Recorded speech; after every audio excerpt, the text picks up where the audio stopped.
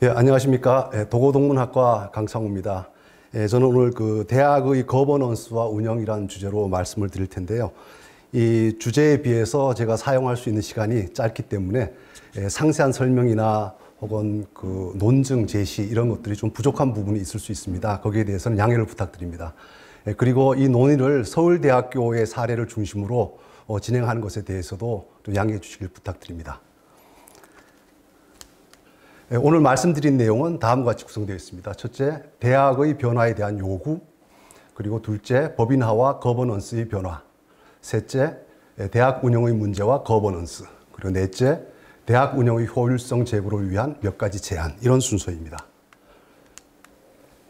제가 맡은 학부 전공 교과목 중에 독일어 역사라는 수업이 있습니다. 그 수업의 첫 시간에 저는 늘 이렇게 말을 합니다. 세상에 변하지 않는 것은 없다.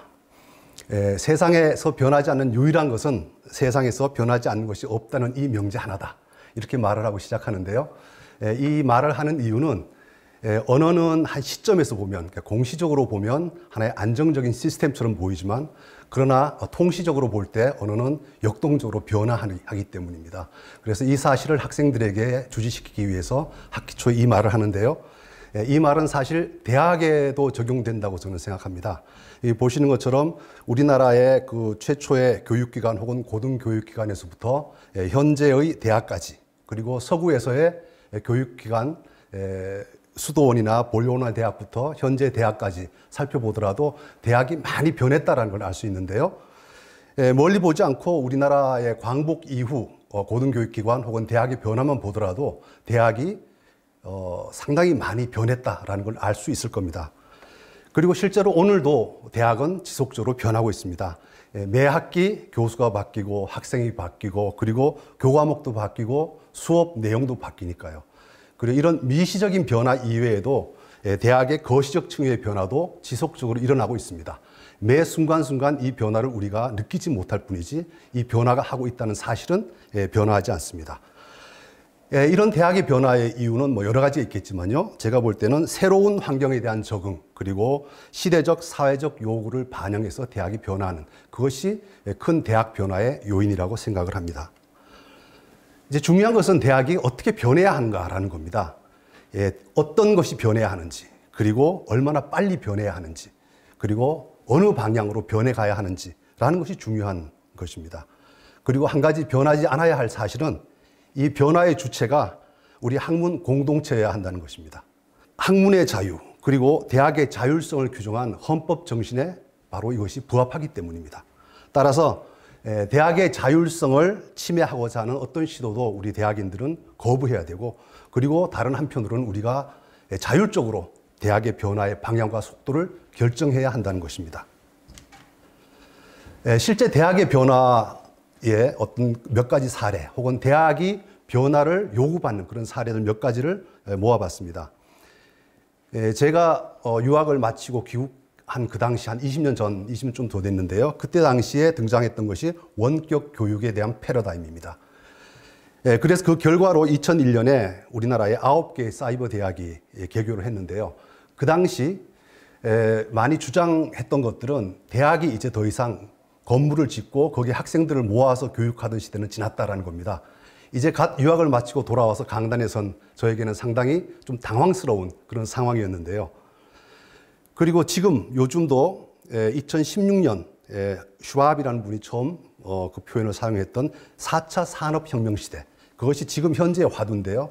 이 4차 산업혁명 시대의 대학이 많은 변화를 요구받고 있고 실제로 우리 서울대학도 많이 변화하고 있는 중이라고 저는 생각하고 있습니다.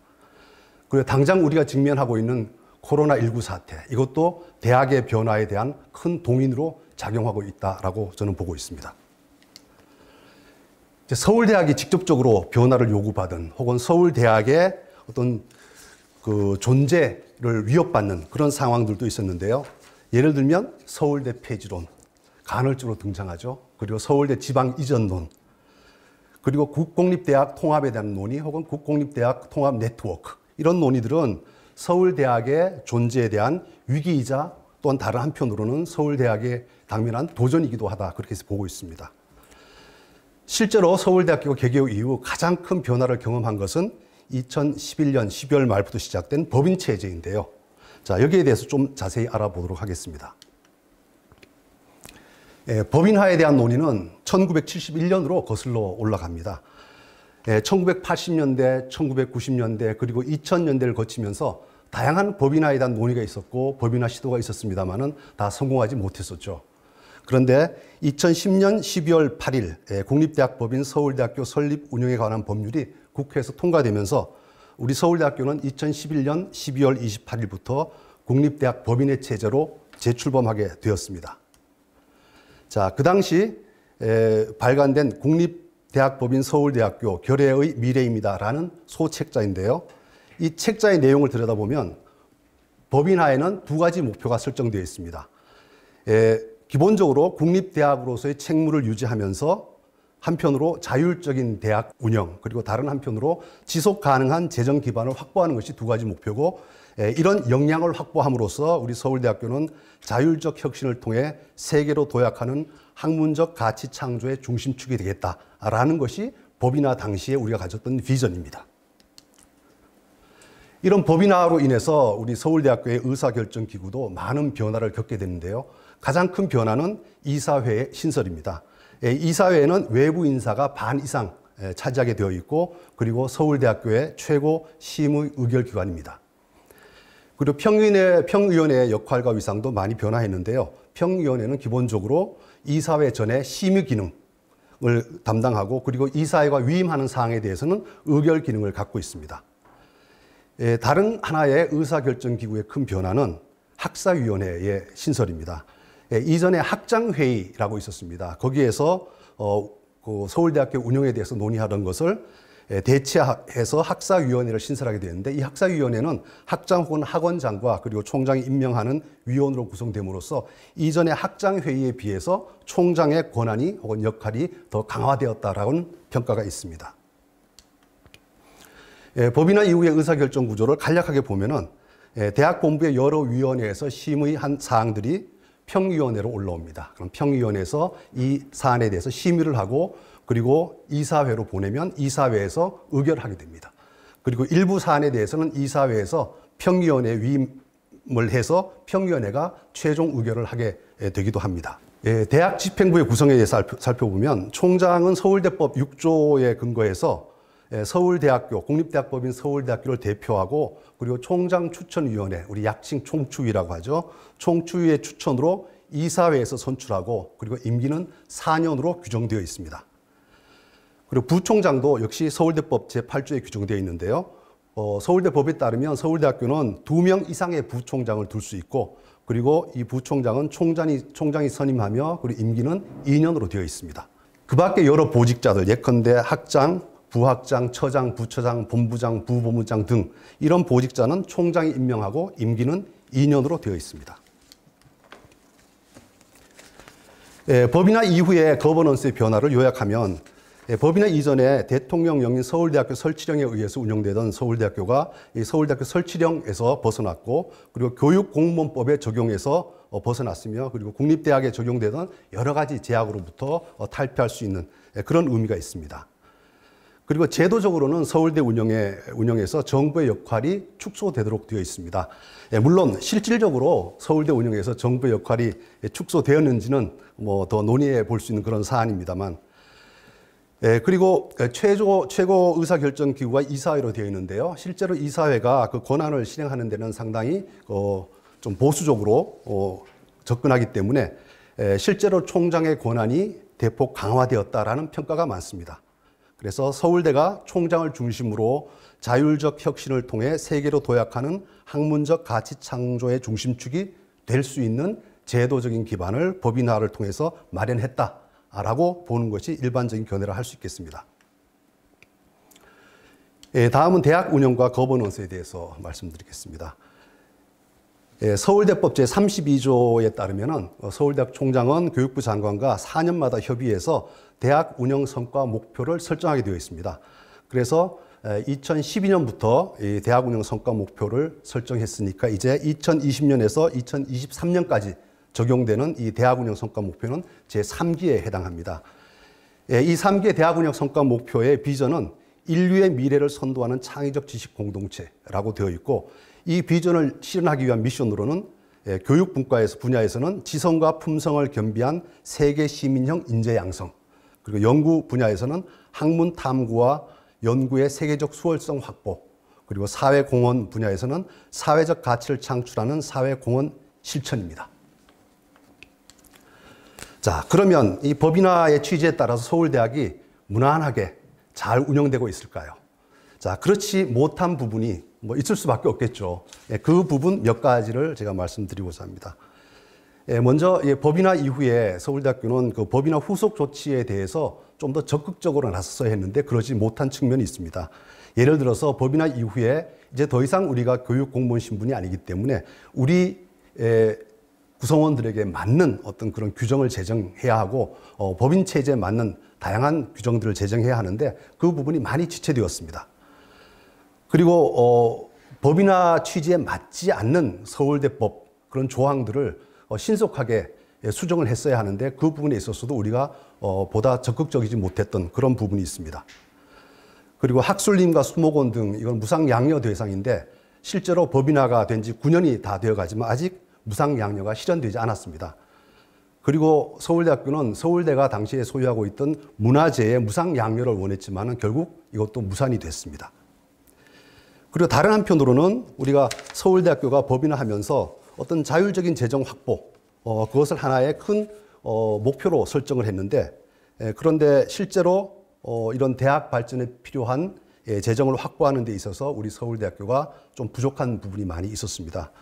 대표적인 것이 서울대법과 서울대학교 정관에 허용되어 있는 수익 사업의 추진이 그렇게 적극적이지 못했다는 그런 부분을 지적할 수 있겠습니다. 그리고 다른 한편으로는 법인화를 통해서 확보한 대학 운영의 자율성, 이 부분을 적극적으로 활용하지 못한 그런 부분이 있습니다. 법인화를 통해서 조직을 설치하고 폐지하고 그런 과정들이 있었지만은 이런 새로 신설된 조직이나 이런 것들을 적극적으로 활용하는 데 있어서 좀 부족했던 면이 있다고 하는 지적이 있습니다. 그리고 법인화를 통해서 우리가 기대했던 것 중에 하나는 행정 조직을 상당히 효율화할 수 있을 걸로 기대했었습니다. 그러나 실제로 몇 번의 시도는 있었습니다만 실질적으로 우리 서울대학교 행정 조직을 효율화하는 데는 우리가 소극적으로 대처했다라는 평가를 받고 있습니다. 그리고 교직원 처우 개선에 대해서도 조금 더 적극적으로 나설 수 있었지 않았을까 하는 아쉬움이 있습니다. 물론 국고 출연금을 통해서 정부 예산을 받아서 운영하기 때문에 우리 그 구성원에 대한 처우 개선을 획기적으로 할 수는 없었겠지만, 그러나 그럴 수 있는 방안에 대해서 조금은 더 적극적으로 살펴봤으면 좋았을 거다라는 그런 생각을 구성원들이 많이 갖고 있는 것 같습니다. 그리고 또 다른 한편으로는 법인화 이후에 형성된 노사관계에 대해서 우리 서울대학교가 상당히 미숙했었다라는 그런 부분은 우리가 반성하고 있는 부분이 되겠습니다. 그리고 다른 한편으로는 우리 서울대학교가 가지고 있는 자산을 활용하는 데 있어서 좀 더 적극적이었으면 좋겠다라는 그런 지적이 있습니다. 예를 들면 시흥 캠퍼스 사업이 상당히 효율적으로 진행되지 못한 부분이 있는데 이런 부분도 우리가 한번 돌이켜봐야 할 그런 문제일 것 같고요.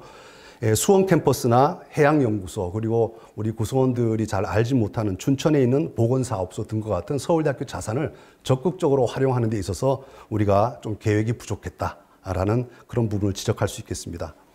그리고 그 결과 사실 부분적으로 무상양료 재산에 대한 세금이 추징되는 그런 일도 발생을 했습니다. 또 다른 문제점은 우리가 법인화 이후에 우리가 갖고 있는 자율성을 바탕으로 교육 혁신을 시도할 수도 있었을 텐데, 물론 지속적으로 교육을 개선하고 우리 학생들을 위한 교육 환경을 낫게 만들기 위해서 노력한 부분이 있지만은, 그러나 우리가 가지고 있는 그런 자율성을 최대한 활용해서 우리 서울대학교가 우리나라 최고뿐만이 아니라 세계 최고의 교육을 제공할 수 있는 그런 방향으로 발전하는 데 있어서 좀 더 적극적이었으면 좋았었겠다라는 그런 생각을 갖게 됩니다. 그리고 서울대학교가 중장기 계획을 수립하고 이 계획에 입각해서 대학 운영을 장기적인 안목에서 하는 그런 부분에 있어서도 아쉬움이 지적됩니다. 주로 집행부가 4년마다 교체되기 때문에 집행부는 대개 4년 이내에 단기적인 성과가 나올 수 있는 그런 사업에 조금 더 관심을 가질 수밖에 없는 그런 상황이었던 것이 하나의 원인이 아니었을까 그렇게 생각을 합니다.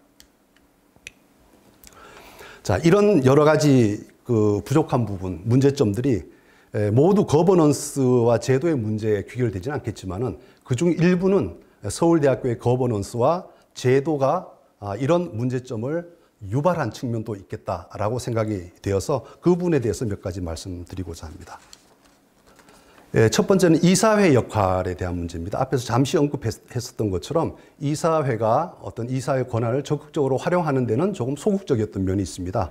그래서 이사회는 대학의 비전 설정과 정책 수립, 운영 등에서 실질적인 역할을 하지 못한 것 같다라는 지적을 받았고, 그리고 다른 한편으로는 그 동경대처럼 총장이 이사장을 겸임해서 좀 더 강력한 권한을 갖는 것이 필요하지 않느냐라는 그런 지적도 있습니다. 평의원에 관련해서도 좀 지적할 사항이 있는데요. 법인화 이후에 그 학장회의를 대체한 학사위원회에서는 실질적으로 심도 있는 토론이 잘 이루어지지 않는다고 합니다. 그래서 법인화 이후에 학장회의 이외에 이전에 학장회의가 했던 기능처럼 어떤 대학의 운영을 견제할 수 있는 그런 기능을 평의원회가 좀 더 많이 수행해 주기를 바라는 그런 기대가 있습니다. 또 다른 하나의 거버넌스와 관련되는 문제는 총장 리더십 강화에 대한 필요성, 이 부분에 대한 논의가 있다는 것입니다. 우리 학내 구성원들이 아마 많은 분들이 알고 계실 텐데 이제 총장 선출 제도가 갖는 일정 부분의 부작용이 있습니다. 물론 모든 제도가 다 순기능만 있지는 않겠지만은 총장 선출 제도도 그것이 하는 순기능 이외에 좀 부정적인 그런 측면도 있습니다. 그 중에 몇 가지만 언급하면은 총장 선거 과정에 어떤 교수 사회가 정치화된다는 그런 문제, 그리고 포퓰리즘의 문제, 그리고 그 총장 선거 이후에 나타나는 보훈 인사나 논공 행상 이런 것들이 총장이 대학 운영에 대한 철학을 소신 있게 펼칠 수 있는 가능성을 좀 제한하는 측면이 있습니다. 그리고 이런 총장 리더십 강화와 관련해서는 사실 실질적으로 4년 단임제로 운영되고 있는 총장 제도의 한계라는 지적도 있습니다. 4년 단임이기 때문에 좀 더 장기적인 계획을 수립하고 추진하는 데 있어서 어려움을 많이 겪게 된다는 그런 뜻입니다. 그리고 다른 한편으로는 총장 리더십에 대한 견제 기능이 필요하다, 그런 지적도 있습니다. 법인화 이후에 앞에서 말씀드렸던 것처럼 총장의 기능이 좀 강화된 측면이 있습니다. 특히 인사와 재정 부분에 있어서 권한이 대학 본부에 집중되어 있다는 불만을 토로하는 분들이 꽤 있습니다. 그래서 이 부분을 견제할 수 있는 장치가 필요하지 않겠느냐라는 그런 논의가 있습니다. 그리고 다른 한편으로는 보직자의 전문성 강화라는 것이 하나의 필요하다라는 그런 논의가 있습니다. 대학 본부를 비롯해서 학내의 보직자들의 임기는 2년인데요. 대학 운영이 점점 더 높은 전문성을 요구하고 있고, 그리고 그런 어떤 사회적 변화, 사회적 요구의 추세와 지금 그 보직자의 임기는 서로 잘 맞지 않는 그런 측면이 있다라는 그런 지적입니다. 그리고 대학 본부가 갖는 어떤 기획 기능이 좀 미약해졌다라는 그런 지적이 있습니다. 앞에서 말씀드린 것처럼 이제 그 대학 행정이 점점 복잡해지고 또 그로 인해서 많은 시간을 대학 행정에 쏟다 보니까 대학 행정을 책임지는 분들이 좀 더 장기적인 안목에서 대학 운영을 구상하고 또 추진하는 그런 쪽에 할애할 수 있는 시간이 적습니다. 따라서 이런 부분, 대학 본부가 좀 중장기적인 계획을 수립하고 그것에 근거해서 대학 발전을 도모할 수 있는 그런 바탕이 마련되어야겠다라는 그런 지적이 있습니다. 앞에서 말씀드린 이런 내용들을 바탕으로 제 나름대로 우리 서울대학교의 운영의 효율성을 높이기 위해서 할 수 있는 방안 몇 가지를 제안하고자 합니다. 첫 번째는 평의원회의 건전한 견제 기능을 유지하는 것이 필요하다라는 그런 생각입니다. 앞에서 말씀드린 것처럼 법인화 체제 내에서 평의원의 역할이 중요해졌다라는 말씀드렸죠. 이사회 전 단계로서 심의 기능 그리고 부분적으로 의결 기능을 갖고 있는 그런 기구입니다. 그런데 이 기구는 총장의 확대된 권한을 건전하게 견제하는 그런 기능을 수행하고 있습니다. 그런데 평의원의 구성과 관련한 서울대법 개정안이 지금 3건이 국회에 발의되어 있는 상황입니다. 그런데 이 부분과 관련해서는 사실 헌법에 명시된 바와 같이 대학의 자율성을 우리가 확보하고 우리가 스스로 이 부분에 대해서 결정하도록 정부와 국회를 설득해야 한다는 그런 생각입니다. 그리고 평의원회가 앞으로 지속적으로 합리적인 토론의 공간이 될 수 있도록 우리 학내 구성원들이 노력을 해야겠다는 생각입니다. 그러면서 다른 한편으로는 우리가 평의원회 구성에 대해서 학내 공론화를 통해서 바람직한 방향으로 발전해 나가는 것이 필요하겠다라는 생각입니다. 이미 우리 서울대학교는 총추위 구성에 대한 논의를 통해서 지금 다음 총장을 선출할 때 총추위 구성에 대해서 총추위에 학생들이 참여하는 방향으로 지금 논의가 마무리된 걸로 알고 있는데요. 이와 같은 선례를 바탕으로 해서 평의원의 구성에 대해서도 학내 의견을 모아서 합리적인 방향으로 우리 스스로 결정해 가는 것이 필요하겠다라는 그런 생각입니다. 두 번째 제가 제안드리고 싶은 것은 대학 운영의 연속성과 안정성을 확보하는 문제입니다. 자, 앞에서 말씀드렸던 총장 임기 문제와 관련해서도 현재는 실질적인 4년 단임의 성격을 갖고 있는데요.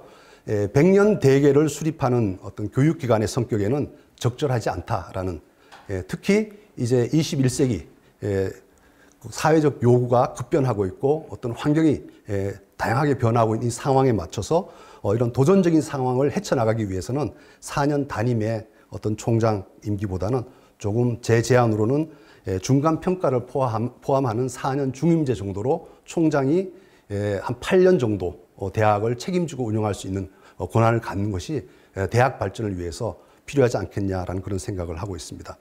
그리고 총장 선출 방법에 대한 것도요. 실제로 1991년부터 우리 법인화 이전까지 직선으로 총장을 선출했었습니다. 법인화 이후에는 총추위를 통한 일종의 간선제라고 할 수 있는데요. 그런데 현재 간선제라고는 하지만 직선제적 요소가 강하게 포함되어 있습니다. 그래서 이 부분에 대해서, 이 부분이 갖는 부작용에 대해서 우리가 한번 비판적으로 고찰할 필요가 있지 않겠느냐라는 그런 생각입니다. 이 과정에서는 미국과 유럽의 총장 선출 제도를 우리가 벤치마킹 해볼 수 있을 것 같습니다. 이제 세 번째 제가 제안드리고 싶은 것은 대학 운영의 전문성 제고입니다. 보직자 임기가 앞에서 말씀드린 것처럼 2년으로 제한되어 있고, 그러나 다른 한편으로 대학 행정의 복잡성은 증가하고 따라서 대학 행정을 담당하는 분들의 전문성이 강화될, 전문성 강화에 대한 필요성이 점점 커지고 있습니다. 따라서 현재 2년 단임으로는 경험과 전문성을 갖춘 대학 행정을 수행하는 것이 좀 어렵습니다. 어렵다고 봅니다. 지금 현재 일부 단과대학에서는 학장이 연임을 하거나 혹은 3연임을 하는 그런 사례들이 꽤 많이 관찰되고 있습니다. 따라서 우리 대학 행정을 책임지는 보직자들의 임기를 일단은 2년 중임을 원칙으로 하는 방식으로 좀 변경하는 것이 대학 운영의 전문성을 제고하는 데 도움이 되지 않겠느냐는 그런 생각입니다. 그리고 총장 선출 방법에 관련해서도 유능한 인재를 골고루 등용할 수 있도록 이 총장 선출 방법을 개선하는 것, 그것도 역시 필요하겠다라는 그런 생각입니다. 마지막으로 대학의 기획기능 강화입니다. 대학 본부에서 행정을 보는 분들이 행정 업무의 증가로 인해서 기획 기능이 점점 약화되고 있는 것으로 보입니다. 그래서 대학의 교육과 연구 발전의 혁신을 위해 지속적으로 연구하고 기획하고 또 기획한 내용을 시행하고 또 시행하고 있는 내용을 모니터링하고 그 결과를 평가해서 환류할 수 있는 그런 시스템을 우리가 구축하는 것이 필요하다는 생각입니다. 최근에 교육위원회를 신설하고 대학혁신센터를 설치하는 것 같은 이런 움직임은 제가 말씀드린 방향과 부합하는 것으로 긍정적으로 평가합니다. 그렇지만 이런 기구들이 전문 인력이 상주하면서 체계적으로 이런 업무를 수행할 수 있는 시스템으로 조금 더 확대 개편되어야 될 필요가 있다는 것이 제 생각입니다. 이 과정에서 지금 세 분의 부총장이 계신데 이분들에게 각각 어떤 하나의 파트를 맡겨서 부총장이 직할하는 시스템으로 만든다면 조금 더 효율적으로 이런 조직이 운영되지 않을까라는 그런 생각을 합니다. 제가 드릴 말씀은 여기까지입니다. 감사합니다.